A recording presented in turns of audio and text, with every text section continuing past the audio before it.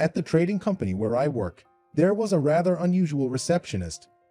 Normally, you'd expect receptionists to look like models, but she had a round face, was a bit chubby, and on the shorter side. She had a charming, cute face, but her vibe was definitely different from other receptionists. I visit that company once a week, and one day, I noticed her cheeks puffed out like a squirrel's. Wondering what was up, I realized she was sucking on candy. Having her speak to me with something in her mouth caught me off guard, and I burst into laughter. She laughed too, looking a bit embarrassed. That was how I started dating Lillian. Lillian was the epitome of the phrase free spirit. Being with her often caught me off guard because of her unpredictable antics, but I couldn't take my eyes off her. 3 years into our relationship, when I proposed, she dropped a bombshell on me. I didn't mention it before, but my dad is the CEO of our company. As Lillian happily slid the ring I gave her onto her finger, she said, "Wait, CEO?" Yeah, the CEO. I was working as a receptionist because my dad asked me to. I was the only not-so-pretty one, right? No, I never thought of you as ugly. Wait, what? My mind went blank. Hold on. Does that mean Lillian is the heiress? Why didn't you tell me sooner? Well, it doesn't really matter, right? Or would you not have liked me if you knew I was the CEO's daughter? Her innocent smile left me speechless again. Lillian lived alone in a small studio apartment. I'd been to her place a few times, and it wasn't extravagant. But she had some expensive things and more pricey items. I just thought her family might be well off. I never imagined she was the heiress to our client's company. Lillian finally broke the silence. "I accept your proposal. Looking forward to our future together." She put her hand out. My dad knows about us, Bob. He said he's more than happy to welcome the man I chose. Don't worry. My dad's a bit eccentric. Remembering the CEO, whom I'd met a few times, I nodded. I'd heard Lillian's dad, the CEO, was the third generation running the company. Rumor had it he was a rich kid who just continued running the company the same way his parents did. But I didn't dislike him. He was very much like Lillian, and when I went to ask for Lillian's hand in marriage, he welcomed me with a big smile. Married life was smooth until our daughter, Rose, was born. Issues began cropping up when Rose turned 3. I want to get Rose into Spanish classes. Spanish. Rose is only 3. I started learning Spanish, Chinese, and French when I was 3 too. Of course, she'd say that. She's a CEO's daughter, I thought to myself. The tuition is about $2,000, but my dad said he'd cover it, so don't worry, okay, Bob? We can't let your dad pay that. But we can't afford it with your salary, right? And my dad also said he wants her to learn ballet. It's for his precious granddaughter, so why not? With a big smile, I'm easily persuaded. Feeling overwhelmed by the thought of spending $3,500 a month on English and ballet classes, I tried to object, but it didn't end there. She wanted to enroll Rose in a prestigious private school with an integrated curriculum from elementary to college. I firmly opposed that and had Rose attend a local public school instead. But Lillian started showering Rose with expensive clothes, shoes, and bags. She'd buy new items even if the old ones were barely used, discarding them like they were nothing. Enough is enough. How much are you spending on Rose? Oh, just about $10,000 a month. And it's all covered by my dad, so it's not a burden on you, right?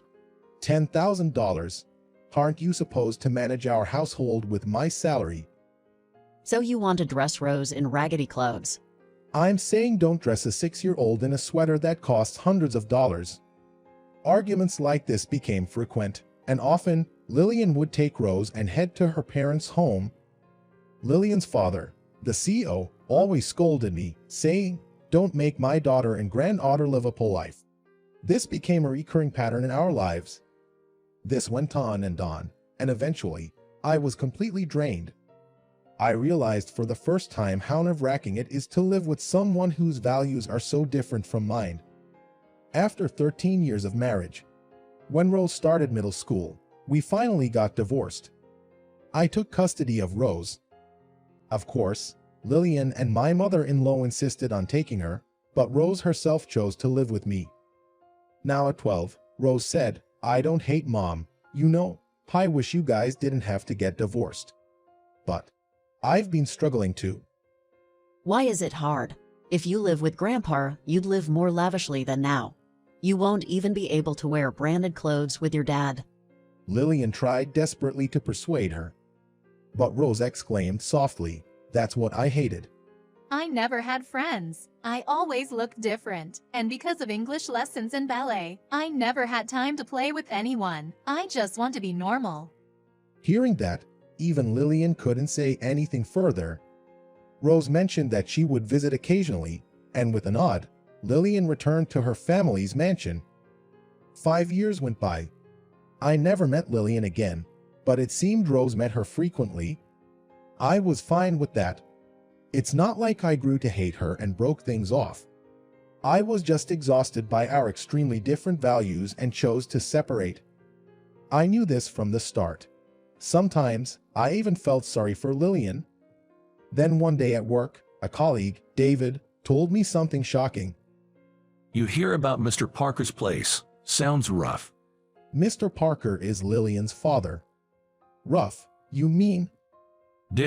There's serious talk of a takeover. Apparently, the employees want it since they don't trust Mr. Parker as a CEO. I see. Well, it's none of your business now. David patted my shoulder and walked away. I sighed secretly. I'd heard rumors for some time about Mr. Parker's company being taken over by a foreign corporation. Indeed, the old man, being a third-generation owner, had a bit of a laid-back attitude and some strange ideas about money. Just like his daughter, I thought. However, unlike Lillian, Mr. Parker was the CEO. It was more than just his sense of money being off. 2 months later, I learned that Mr. Parker's company was taken over and he was removed as CEO. I didn't hear a thing from Lillian, which was expected. Rose and I were in our 6th year living together. Now 18, Rose was studying hard for her college entrance exams. "Your birthday's this month, right?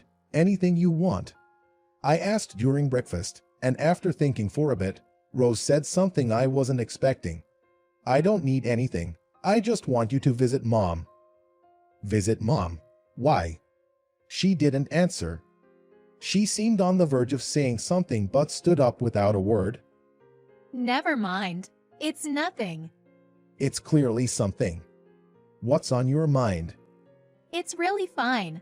I'll leave the gift up to you. I'm looking forward to it, okay? She then headed out, saying she was leaving. What was that about? I wondered, feeling uneasy.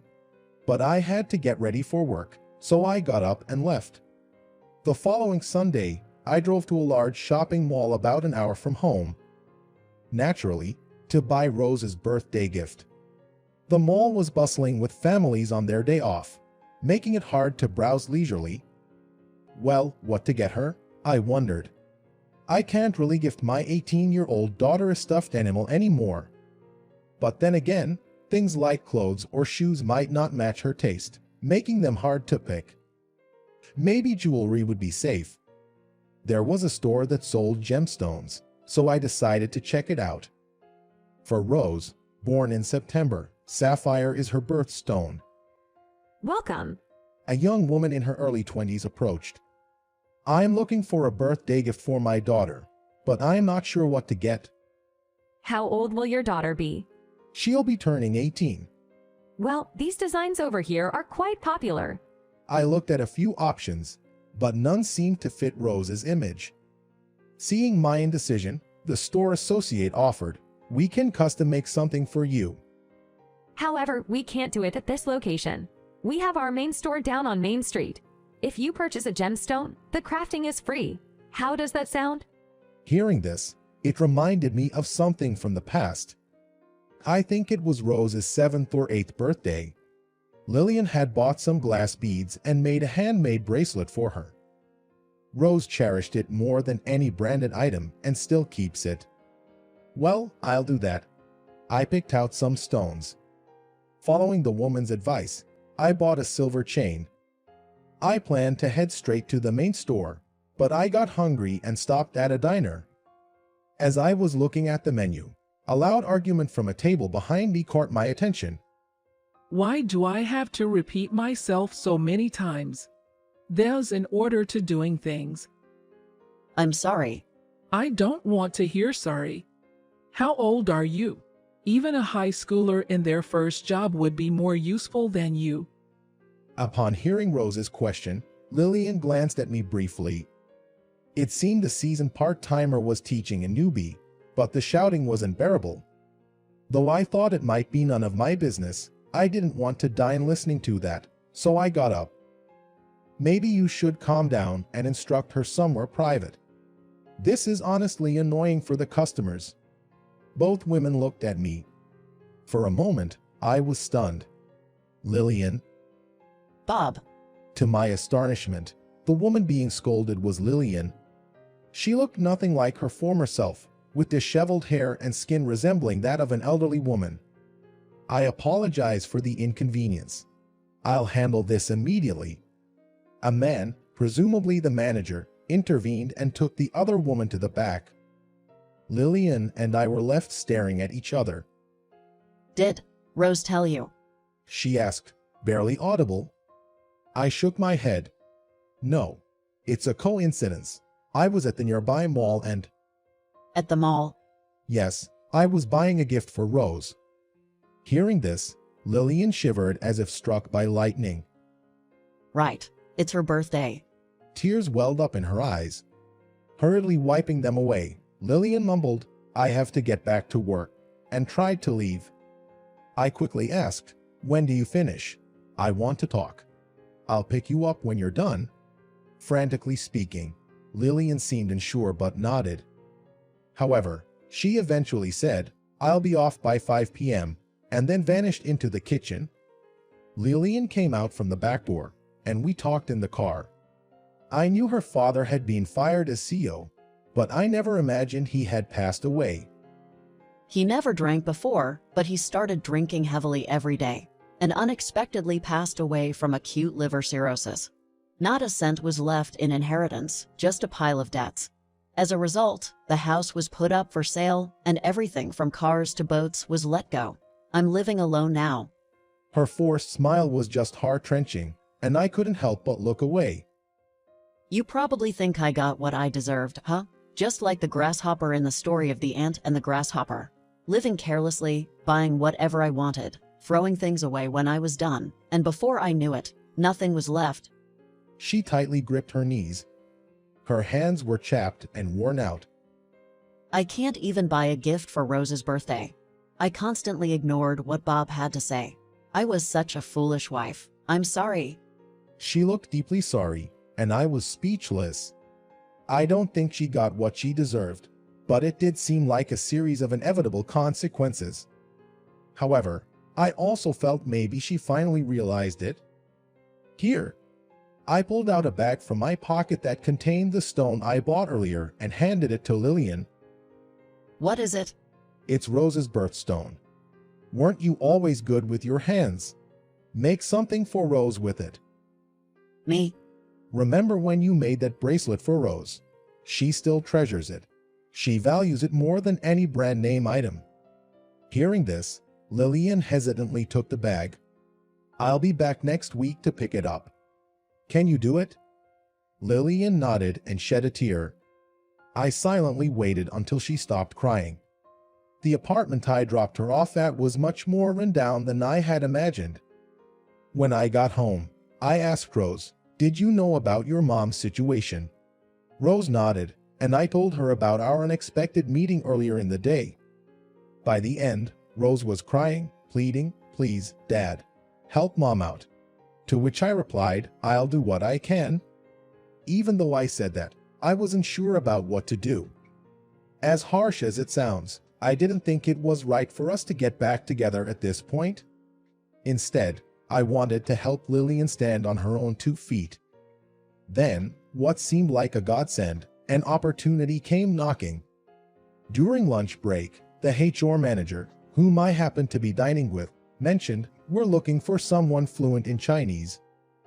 A translator and interpreter. We had just found out she's pregnant and suddenly quit. We're in a bind. Chinese?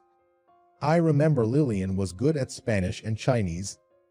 I know the perfect woman for the job. Not only is she fluent in Chinese, but also in Spanish and French. Could we possibly set up an interview? Really? That would be a great help. Please contact her right away and let her know we'd like her to come in. I nodded with excitement. That night, I asked Rose to get in touch with her mom. Her upbringing as a privileged young lady was finally going to pay off. Half a year passed. Lillian seemed to be working enthusiastically at our company every day. Though we work in different departments, I've heard from various colleagues about how outstanding Lillian is. Sometimes, Rose would bring Lillian home. She'd cook dinner for us, dishes like meat and potatoes or a simple vegetable stir-fry, and I couldn't help but chuckle inwardly. It was hard to believe this was the same woman who used to serve caviar and high-end steaks daily. Mom, when will you come back? Upon hearing Rose's question, Lillian glanced at me briefly. Well, She trailed off, looking down. Her once gaunt face had now filled out a bit, resembling the Lillian I once knew. Will there ever be a time when we reconcile? But I don't think that time is right now.